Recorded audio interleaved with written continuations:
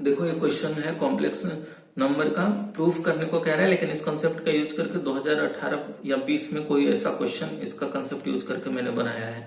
Complex number Z1 Z2 3 are the vertices ABC respectively. पहले ये दिखा लेते हैं of an isosceles right angle triangle with angle right angle at C। ठीक है, ये करते हैं। ये देखो, ये C है, ये A है, ये B है। यहाँ 90 डिग्री कह रहा है। A पर जो कोऑर्डिनेट है वो क्या है, Z1 है। ठीक है, B पर जो कोऑर्डिनेट है वो क्या है, Z2 है, और C पर जो कोऑर्डिनेट है वो क्या है, Z3 है।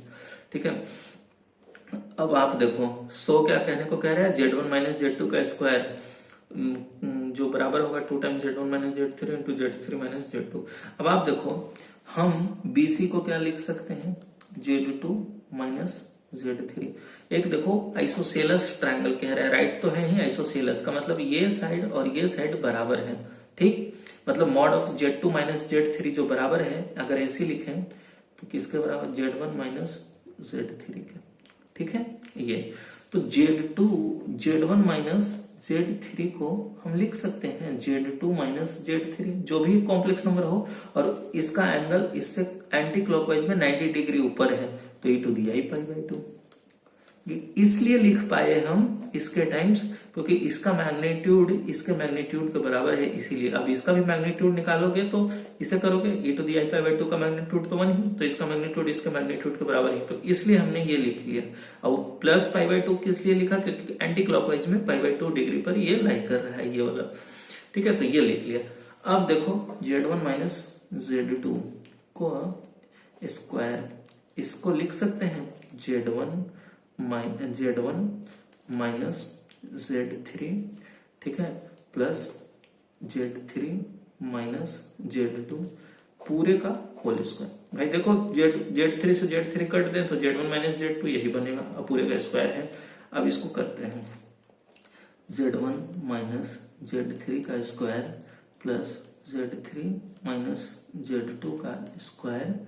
ठीक है, plus 2 times Z1 minus Z3 into Z3 minus Z2। ठीक है, देखो जो हमें फाइंड आउट करना है वो टर्म यहाँ अपीयर हो गया, यहाँ अपीयर हो गया। अब इसका ऑपरेशन करना है। अब यहाँ से देखो ये जो है, इसको अगर हम लिखें तो Z1 माइनस Z3 का अगर हम स्क्वायर करें तो क्या होगा, Z2 माइनस Z3 का स्क्वायर e⁻²। क्या होगा, -1 के बराबर, मतलब कि minus times Z2 minus Z3 का स्क्वायर। अब आप देखो Z3 माइनस Z2 का स्क्वायर लिखो या Z2 माइनस Z3 को, तो माइनस टाइम आएगा तो बाहर ही। ठीक है, वो तो प्लस ही बन जाएगा। तो आप देखो Z1 माइनस Z3 का स्क्वायर माइनस टाइम्स इस टर्म के बराबर है, तो ये दोनों आपस में नलीफाई होकर 0 बन जाएगा। ठीक है, तो फाइनली अगर लिखना भी चाहें तो Z1 माइनस Z3 का square plus Z2 minus Z3 का स्क्वायर इज इक्वल टू 0। आप कहोगे कि यहाँ Z3 माइनस Z2 है, अरे भाई यहाँ से माइनस हम फैक्टर आउट भी कर लें तो उसका स्क्वायर आएगा तो प्लस ही बन जाएगा। तो Z1 माइनस Z3 का square plus Z3 minus Z2 का स्क्वायर इज इक्वल टू 0 ही लिख सकते हैं। ठीक, अब आप देखो यहाँ ये 0 के बराबर, तो फाइनली क्या बना, Z1 माइनस Z2 का square is equal to 2 times, ये तो 0 बन गया, 2 times Z1 minus Z3 into Z3 minus Z2।